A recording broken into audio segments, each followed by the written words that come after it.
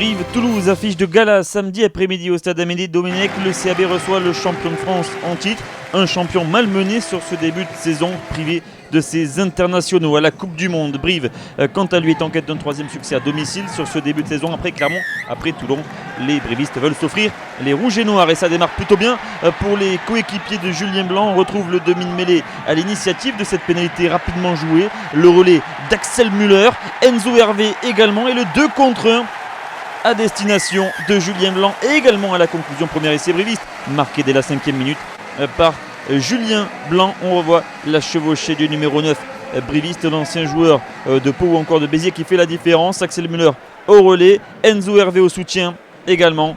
Et dans les 22 mètres, c'est Julien Blanc qui conclut. L'essai est transformé par Thomas Larangera et ça fait 7-0 en faveur du CAB. Déjà dans ce match, le Stade Toulousain doit réagir, mais le Stade Toulousain est en difficulté dans ce premier acte alors que l'on ne se lasse pas de ces images du premier essai briviste. Le Stade Toulousain donc en quête d'une réaction au cours de ce début de match, mais les joueurs du Gomola sont en grande difficulté et encaissent pénalité sur pénalité. Le score à la demi-heure de jeu 13-3.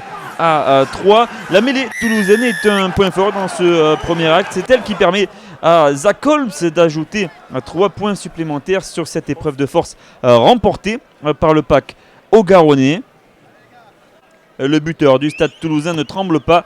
13-6, l'avance est toujours en faveur des Corésiens. Les Corésiens que l'on retrouve à quelques secondes du terme de ce premier acte. Nouvelle faute au sol, cette fois c'est le capitaine Jérôme Queneau qui est sanctionné. On revoit le plaquage du numéro 8 toulousain qui ne se sort pas de la zone plaqueur-paquet. Et c'est aussi Tekori qui est sanctionné pour ce grattage illicite à 50 mètres. En face des perches, Thomas Larangera, l'artilleur numéro 1 du CAB, est en grande forme et porte le score à 16-6 et puis 16-9 juste avant la pause sous les yeux présidentiels de François Hollande. De retour des vestiaires, Brive, comme en première période, attaque cette entame de seconde mi-temps avec les cannes et une nouvelle fois c'est Julien Blanc qui conclut ce ballon de contre-attaque. Le doublé pour le demi-mêlée du CAB, félicité par ses coéquipiers. Tout part de l'ailier Franck Romanet qui vient servir du soutien. Les 3 quarts ont suivi. On revoit Franck Romanet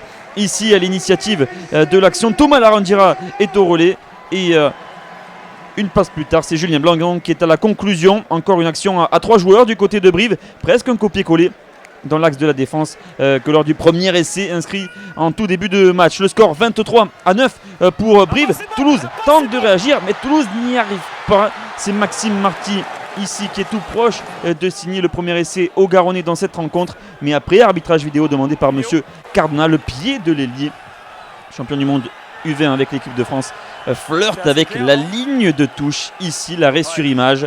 L'essai est donc logiquement refusé au numéro 14 du Stade Toulousain. Le Stade Toulousain qui encaisse donc une nouvelle défaite à l'extérieur 23-9. Nouveau succès à domicile en revanche pour le CAB.